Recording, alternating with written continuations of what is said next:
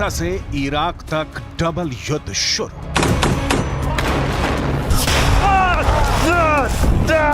Gaza युद्ध धीरे धीरे मिडिल ईस्ट से लेकर पश्चिम एशिया तक फैल चुका है। अब जो खबरें आ रही हैं वो हैरान करने वाली हैं। पिछले 80 दिनों में इजरायल और हमास के बीच छिड़ी जंग में डबल युद्ध शुरू हो चुका है। हालात ये हो गए हैं कि एक तरफ गाजा में इजरायली सेना हमास के लड़ाकों से आर पार की जंग कर रही है, जबकि दूसरी तरफ लेबनान बॉर्डर की तरफ से हिजबुल्लाह के लड़ाके इजरायली सैनिकों पर घात लगाकर हमले कर रहे हैं। यहां तक कि हूथी लड़ाकों ने इजरायल के साथ साथ अमेरिकी सैन्य ठिकानों पर हमले बहुत तेज कर दिए हैं। यहां तक कि ईरान के कताइब हिजबुल्लाह लड़ाकों ने इराक और सीरिया में अमेरिकी सैन्य ठिकानों पर रॉकेट से हमले किए हैं, जिसकी वजह से अमेरिकी सेना के होश उड़ गए हैं। हम आपको डबल युद्ध में ट्रिपल अटैक की वो हकीकत दिखा रहे हैं जो आने वाले दिनों में इजरायल और अमेरिका के लिए नासूर बनने जा रही है।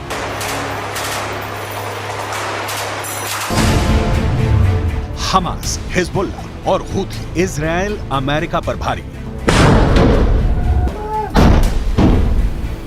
80 दिन बाद भी गाजा युद्ध में हमास की ताकत उतनी कमजोर नहीं पड़ी है जैसा इजरायल दावा कर रहा है।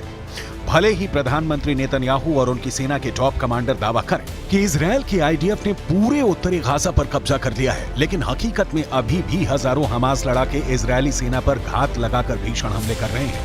हमास के टॉप कमांडर और दक्षिणी गाजा में खान यूनुस के कसाई के नाम से मशहूर याह्या सिनवार ने दावा किया है कि अब तक की जंग में हमास के लड़ाकों ने 1500 इजरायली सैनिकों को मार डाला है। हमास के कसाई का दावा, मार दिए 1500 इजरायली सैनिक।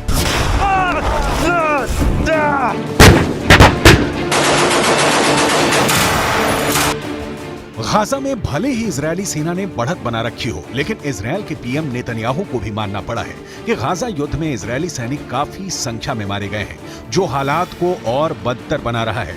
इजरायल खुद मान चुका है कि उसके 475 से ज्यादा सैनिक अब तक जंग में मारे जा चुके हैं।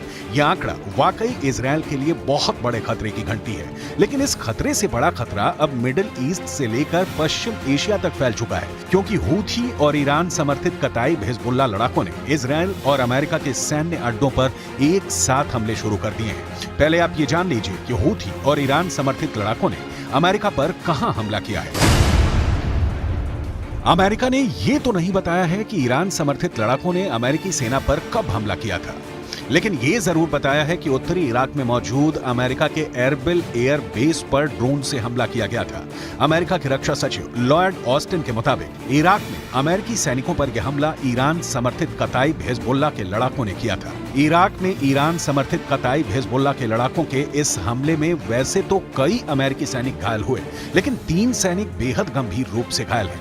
कताइब हिजबुल्लाह ने अमेरिकी सैनिकों पर ड्रोन से हमले कैसे किए, इसकी जानकारी नहीं दी गई और ना ही घायल अमेरिकी सैनिकों के नाम बताए गए हैं। इराक में कताइब हिजबुल्लाह के हमलों से अमेरिका बौखला गया था। हमास, हिजबुल्लाह और हूथी इजरायल अमेरिका पर भारी। मिडिल ईस्ट से लेकर पश्चिम एशिया तक इजरायल और अमेरिकी सैन्य ठिकानों पर हो रहे हमले साबित कर रहे हैं कि ईरान रूस की शय पर अब जंग में खुलकर कूदने लगा है।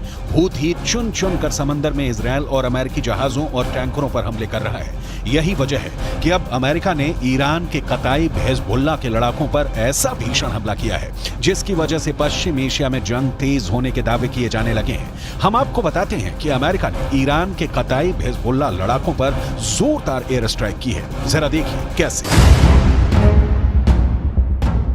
अमेरिकी रक्षा सचिव लॉयड ऑस्टिन के मुताबिक अमेरिकी सेना ने ईरान समर्थित कताइब हिजबुल्लाह पर भीषण हवाई हमले किए हैं। कताइब हिजबुल्लाह पर अमेरिका ने यह हमले इराक और सीरिया में किए हैं। सोमवार यानी 25 दिसंबर को अमेरिकी सेना ने कताइब हिजबुल्लाह पर हमला किया था।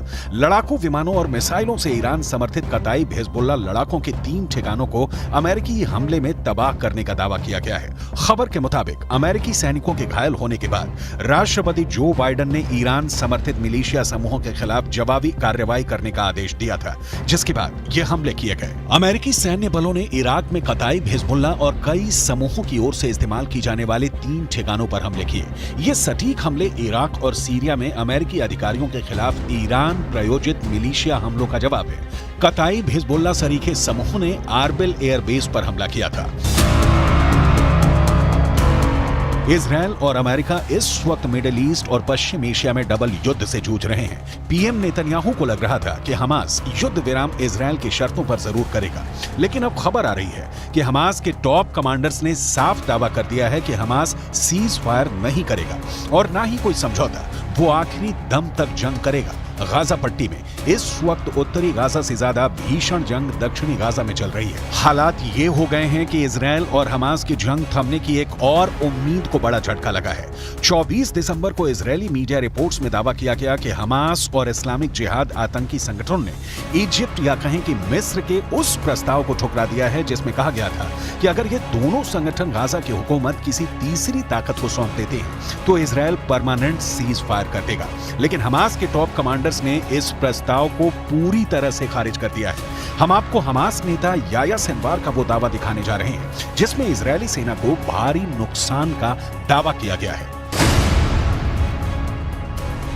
हमास के कसाई का दावा, मार दिए 1500 इजरायली सैनिक। इजरायल की मीडिया रिपोर्ट के मुताबिक हमास के टॉप नेता और कमांडर याया सिनवार ने दावा किया कि हमास की सैन्य शाखा अल कसम ब्रिगेड ने 5000 से अधिक इजरायली सैनिकों को निशाना बनाया और उनमें से करीब 1500 इजरायली सैनिकों को मार डाला है। हालांकि ऐसा कोई आंकड़ा इजरायल की ओर से जारी नहीं किया गया है। हमास नेता सिनवार ने इजरायली सैन्य उपकरणों को नष्ट करने की संख्या के बारे में भी बढ़ा चढ़ाकर दावा करते हुए कहा कि हमास ने 750 इजरायली सैन्य वाहनों को तबाह कर दिया है। सिनवार ने इजरायल का जिक्र करते हुए कहा कि उसके कब्जे को मान लेने की शर्तों पर कभी समझौता नहीं होगा और ना ही हमास कभी सरेंडर करेगा। दूसरी तरफ इजरायल के प्रधानमंत्री बेंजामिन नेतन्याहू ने गाजा का दौरा किया है और साफ शब्दों में कहा है कि हम फिर साफ कर देना चाहते हैं कि इजरायली सेना इस जंग को तब तक बंद नहीं करेगी जब तक वो गाजा में मौजूद हर आतंकी संगठन का कब्जा खत्म नहीं कर देती। אמש שוחחתי שוב עם הנשיא ביידן.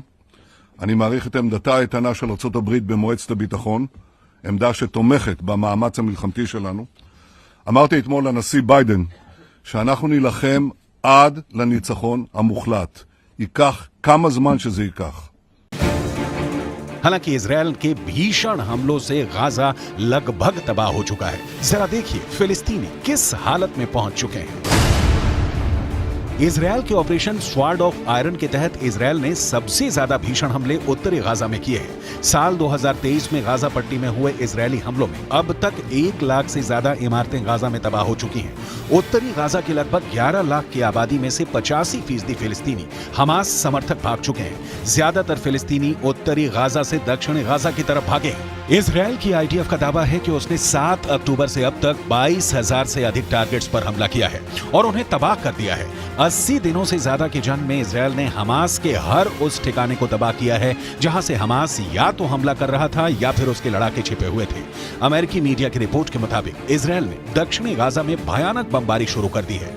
दक्षिणी गाजा में इजरायली वायुसेना 907 किलो के सैकड़ों बम गिरा रही है। एक्सपर्ट्स के मुताबिक अमेरिका ने भी किसी देश के रिहायशी इलाके में इतने बम नहीं गिराए हैं। कुल मिलाकर हमास, हिजबुल्लाह और हूथी तीनों संगठनों के लड़ाके इजरायल और अमेरिका से लंबे युद्ध की तैयारी में जुट चुके हैं। चीन, ईरान, रूस की शह पर अब मिडिल ईस्ट और पश्चिम एशिया में ऐसा डबल युद्ध शुरू हो चुका है जो नए साल में तीसरे विश्व युद्ध का बड़ा कारण बन सकता है।